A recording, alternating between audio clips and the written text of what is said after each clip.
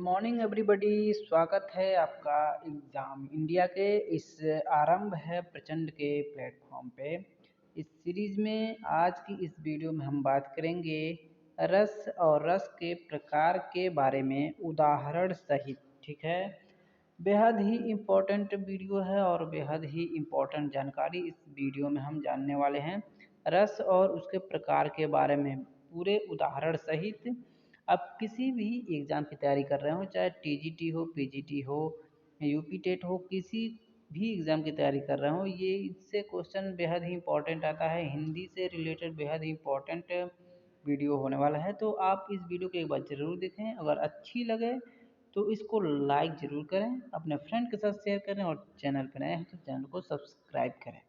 तो चलिए शुरू करते हैं आज की इस वीडियो। और इस वीडियो में हम रस और रस के प्रकारों के बारे में पूरी तरह से विस्तृत अध्ययन करेंगे, विस्तृत करेंगे और पूरा उदाहरण सहित समझेंगे। एक एक चीज़ को समझेंगे, हर एक पहलू को समझने की कोशिश करेंगे। तो चलिए शुरू करते हैं। सबसे पहला क्वेश्चन है हमारा, रस किसे कहते हैं। ठीक है, रस किसे कहते हैं, क्वेश्चन ये होता है रस किसे कहते हैं। तो रस का जो उदाहरण परिभाषा है, कविता या कहानी, कविता कहानी या उपन्यास को पढ़ने में जिस आनंद की अनुभूति होती है उसे रस कहते हैं। ठीक है, रस काव्य की आत्मा है।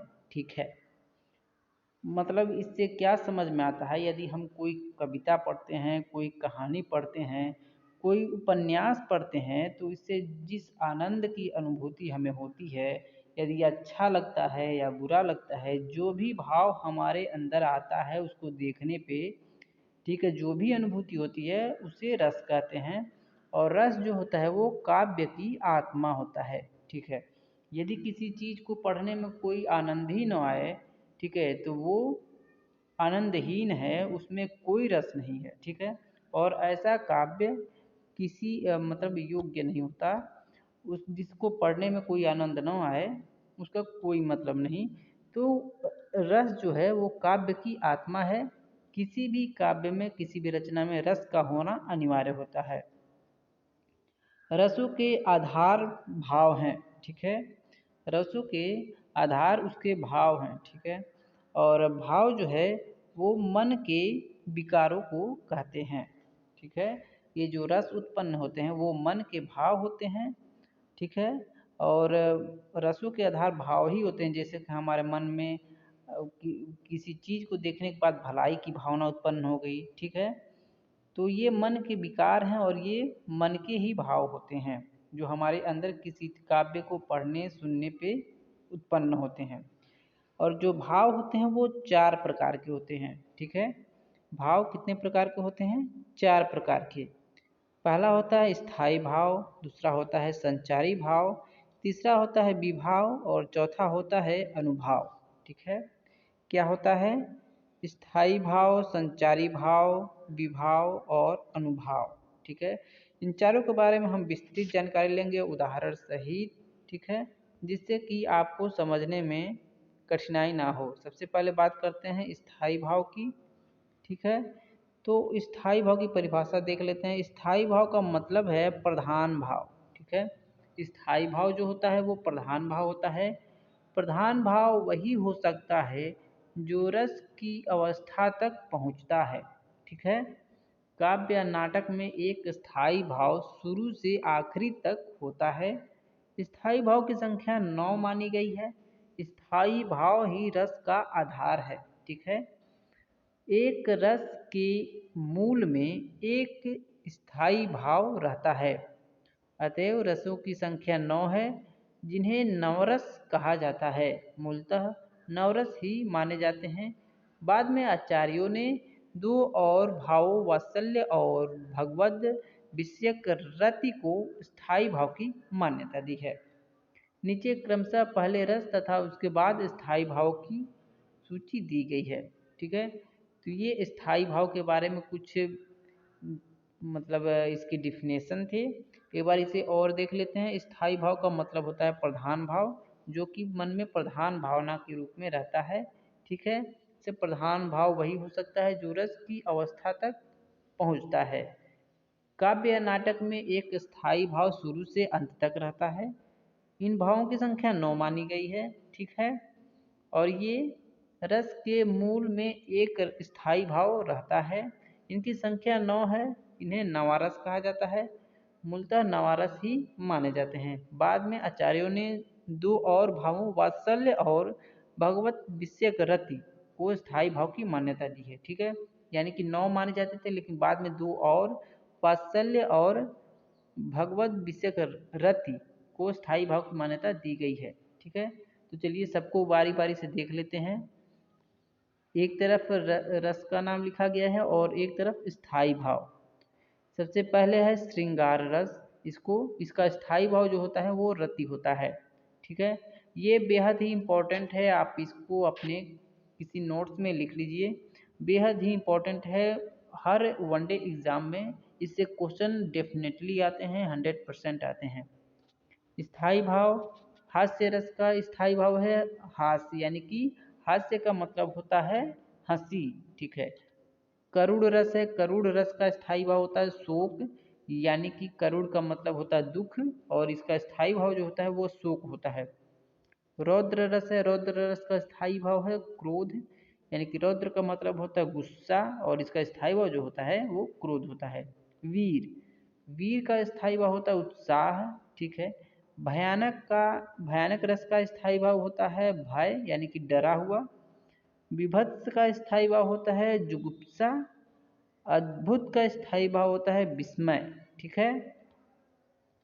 शांत का स्थायी भाव होता है निर्वेद, ठीक है। शांत का स्थायी भाव निर्वेद होता है।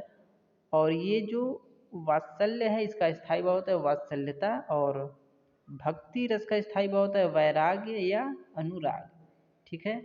तो इस तरह से पूरे 9 और 2 11 स्थायी भाव हो गए, रस हो गए और उसके स्थायी भाव हो गए। चलिए आगे बात करते हैं श्रृंगार रस की। सबसे पहले तो श्रृंगार रस, श्रृंगार रस की परिभाषा है जब किसी काव्य में नायक नायिका के प्रेम, मिलन, बिछड़ने आदि जैसे क्रियाओं का वर्णन होता है तो वह श्रृंगार रस होता है, ठीक है। क्या होता है, जब किसी काव्य में नायक नायिका के प्रेम, मिलन, बिछड़ने आदि जैसे क्रियाओं का वर्णन होता है तो वहाँ श्रृंगार रस होता है, ठीक है। ये 2 प्रकार के होते हैं, संयोग श्रृंगार और वियोग श्रृंगार। पहले देखते हैं संयोग श्रृंगार। तो जब नायक नायिका के मिलने और प्रेम क्रियाओं का वर्णन होता है तो संयोग श्रृंगार होता है, ठीक है। क्या है, जब नायक नायिका के मिलने और प्रेम क्रियाओं का वर्णन होता है तो संयोग श्रृंगार होता है। उदाहरण देख लेते हैं। मेरे तो गिरधर गोपाल दूसरो न कोई, जाके तो गिरधर गोपाल दूसरो न कोई। क्या है, उदाहरण है मेरे तो गिरधर गोपाल दूसरो न कोई, जाके तो गिरधर गोपाल दूसरो न कोई, ठीक है। बहुत ही अच्छा उदाहरण है। तो संयोग श्रृंगार का ये परिभाषा हुआ और ये उदाहरण हुआ। आगे बात करते हैं वियोग श्रृंगार की। तो वियोग श्रृंगार की परिभाषा है जब नायक नायिका के बिछुड़ने का वर्णन होता है तो वियोग श्रृंगार होता है, ठीक है। वियोग का मतलब होता है दुख, बिछड़ना, ठीक है। उदाहरण है हे खग मृग हे मधुकर श्रेणी, तुम देखी सीता मृग नैनी, ठीक है। क्या है, हे मृग हे मधुकर श्रेणी, तुम देखी सीता मृग नैनी, ठीक है। ये सीता जी के बिछड़ने पे ये उदाहरण बना हुआ है, ठीक है। तो ये संयोग श्रृंगार हो गया है और ये वियोग श्रृंगार हो गया है। उम्मीद करता हूँ कि आपको ये समझ में आ गया होगा, ठीक है। एक बार फिर देखते हैं, जब नायक नायिका के मिलने और प्रेम क्रियाओं का वर्णन हो तो वो संयोग श्रृंगार होता है। उदाहरण है मेरे तो गिरधर गोपाल दूसरो न कोई, जाके तो गिरधर गोपाल दूसरो न कोई, ठीक है। और अगला है वियोग श्रृंगार। तो जब नायक नायिका के बिछड़ने का वर्णन होता है तो वो वियोग श्रृंगार होता है। उदाहरण है हे खगमृग हे मधुकर श्रेणी, तुम देखी श्रिता मृग नैनी, ठीक है। चलिए आगे चलते हैं। दूसरा है हास्य रस। तो हास्य रस, जब किसी काव्य आदि को पढ़कर हंसी आए तो समझ लीजिए यहाँ हास्य रस है। हास्य का मतलब हंसी होता है। जब किसी काव्य या किसी भी लिखी को पढ़कर हंसी आए तो वहाँ पे हास्य रस उत्पन्न होता है। और हास्य रस का स्थायी भाव होता है हास। ठीक है, चलिए इसका उदाहरण देखे हैं। चींटी चढ़ी पहाड़ पे मरने के वास्ते, नीचे खड़े कपिल देव कैच लेने के वास्ते। बहुत ही रोचक उदाहरण है ये। आपको इससे समझ में आ जाएगा, हंसी आएगी। मतलब जिस किसी भी काव्य को पढ़कर, जिस किसी भी पंक्ति को पढ़कर हंसी आए तो वहाँ पे हास्य रस होता है। ठीक है, उदाहरण है चींटी चढ़ी पहाड़ पे मरने के वास्ते और नीचे खड़े कपिल देव कैच लेने के वास्ते। चलिए अगला देखते हैं करुण रस। तो करुण रस है, जब किसी साहित्य काव्य गद्य आदि को पढ़ने से मन में करुणा दया का भावना उत्पन्न हो तो वहाँ करुण रस होता है। फिर देखते हैं, जब किसी साहित्य काव्य गद्य आदि को पढ़ने के बाद मन में करुणा दया की भावना उत्पन्न हो तो वहाँ करुण रस उत्पन्न होता है, करुण रस होता है। ठीक है, समझ में आ गया होगा आपको। उदाहरण है दुख ही जीवन की गाथा रही, क्यों कहूँ आज जो नहीं कही। उदाहरण है दुख ही जीवन की गाथा रही, क्यों कहूँ आज जो नहीं कही। बेहद ही अच्छा उदाहरण, आपको समझ में आ गया होगा करुण रस की परिभाषा।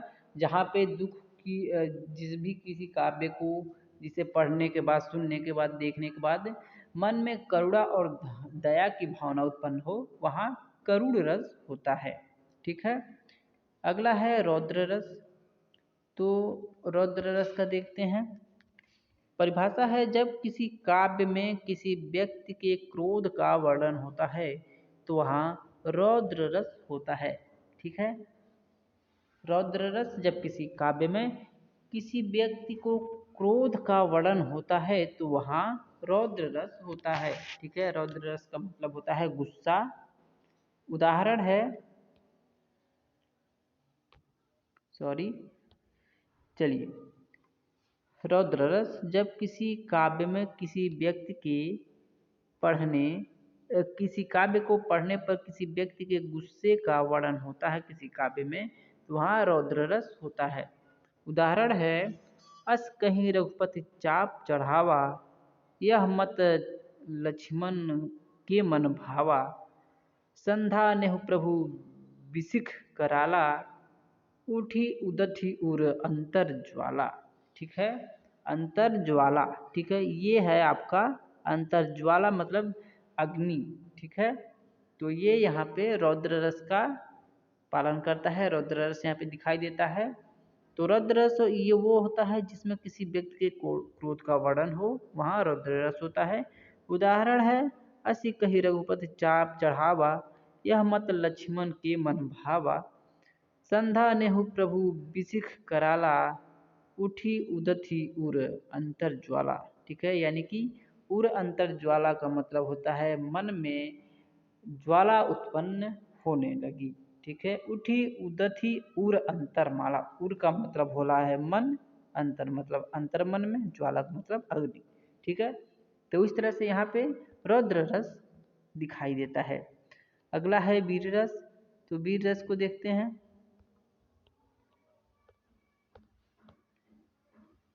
चलिए वीर रस, तो जब किसी काव्य में किसी की वीरता का वर्णन होता है तो वहाँ वीर रस होता है। ठीक है, जब किसी काव्य में किसी की वीरता का वर्णन होता है तो वहाँ पे वीर रस होता है। उदाहरण के लिए चमक उठी सन 57 में वो तलवार पुरानी थी, बुंदेलो हरबोलो के मुख हमने सुनी कहानी थी, खूब लड़ी मर्दानी वो तो झांसी वाली रानी थी। ठीक है, यहाँ पे झांसी की रानी की वीरता का वर्णन किया गया है तो यहाँ पे वीर रस की प्रधानता है, वीर रस दिखाई देता है। उदाहरण के लिए आप फिर से देखिए, चमक उठी सन 57 में तो में वो तलवार पुरानी थी, बुंदेलो हर बोलो के मुख हमने सुनी कहानी थी, खूब लड़ी मर्दानी वो तो झांसी वाली रानी थी। ठीक है, तो इस तरह से ये वीर रस हुआ। उम्मीद करता हूँ आपको ये समझ में आया होगा। ठीक है, अगला है भयानक रस। ठीक है, तो भयानक रस जब किसी काव्य को पढ़कर मन में भय उत्पन्न हो या काव्य में किसी कार्य से किसी के भयभीत होने का वर्णन हो, वहाँ भयानक रस होता है। ठीक है, क्या है? जब किसी काव्य को पढ़ने से भय उत्पन्न हो या किसी के भयभीत होने का वर्णन हो, तो वहाँ पे भयानक रस होता है। ठीक है, उदाहरण के लिए लंका की सेना कपि के गर्जन रव से कांप गई, हनुमान के भीषण दर्शन से विनाश ही भाप गई। ठीक है, उदाहरण एक बार फिर देखिए, लंका की सेना कप के गर्जन रव से कांप गई, हनुमान के भास भीषण दर्शन से विनाश ही कांप गई। तो ये भयानक रस है, यहाँ पे भय उत्पन्न होता है, तो ये भयानक रस है। चलिए अगला देखते हैं विभत्स रस। विभत्स रस यानी घृणा। ठीक है, जब किसी काव्य को पढ़कर मन में घृणा आए तो वहाँ विभत्स रस होता है।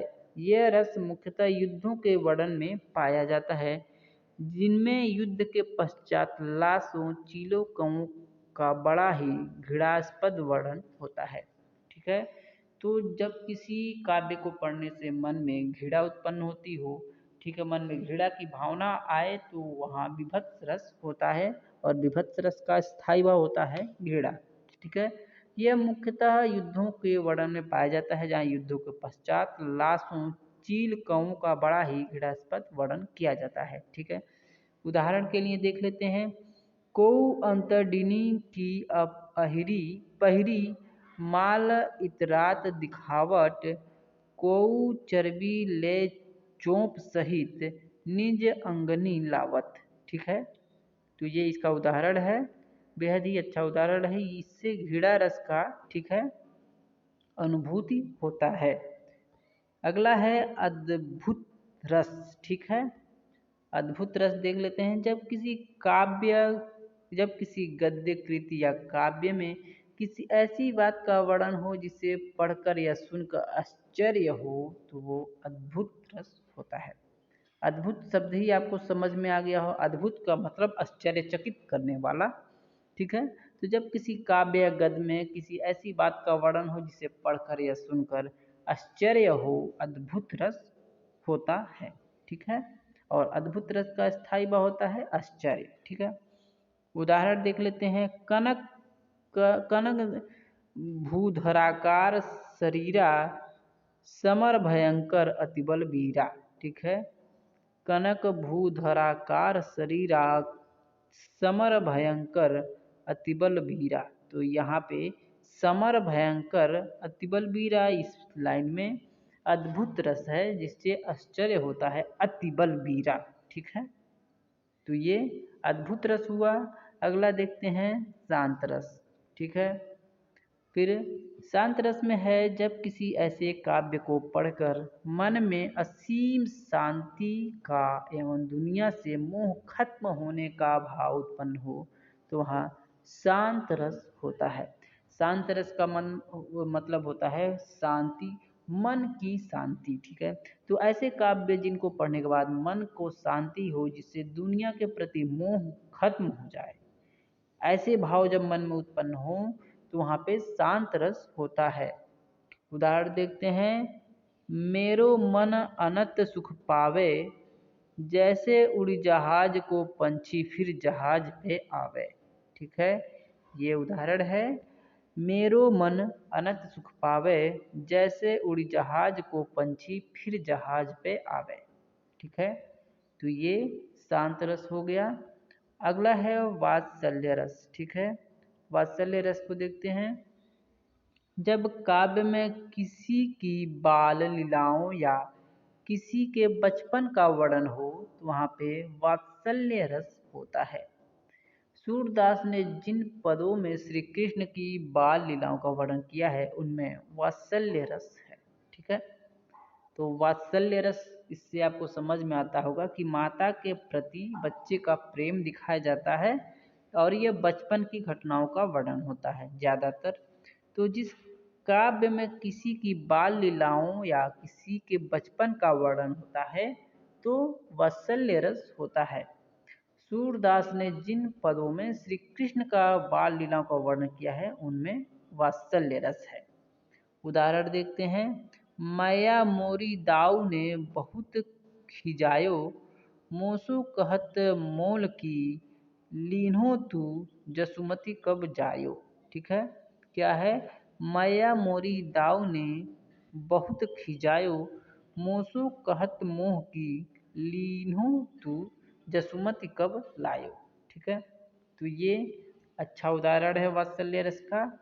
अगला देखते हैं भक्ति रस। ठीक है, भक्ति रस है जिस काव्य रचना में ईश्वर के प्रति भक्ति भावना के भाव उत्पन्न हो वहाँ भक्ति रस होता है। ठीक है, क्या है? जिस काव्य रचना में ईश्वर के प्रति भक्ति विश्वास के भाव उत्पन्न होते हों वहाँ भक्ति रस होता है। ठीक है, भक्ति रस के स्थायी भाव वैराग अनुराग होता है। ठीक है, उदाहरण देखते हैं। राम जपु राम जपु वावरे, घोर भर निर्निधि नाम निधि नावरे। ठीक है, राम जपु राम जपु बावरे, घोर भव निर्निधि नाम निज नावरे। ठीक है, तो ये भक्ति रस हुआ। और इस तरह से जितने भी स्थायी भाव होते हैं मूलतः 9 होते हैं, फिर 2 और जोड़े गए, तो कुल 11 स्थायी भावों की हमने परिभाषा 11 रसों को देखा। ठीक है, इस तरह से ये वीडियो हमारा कंप्लीट होता हुआ। अगले वीडियो में एक नए टॉपिक के साथ हाजिर होंगे। तब तक के लिए आप अपनी तैयारी करते रहिए। वीडियो अच्छी लगे तो लाइक कीजिए और अपने फ्रेंड के साथ शेयर करना मत भूलिए। और चैनल पर नए हो तो चैनल को सब्सक्राइब कीजिए। Thank you for watching.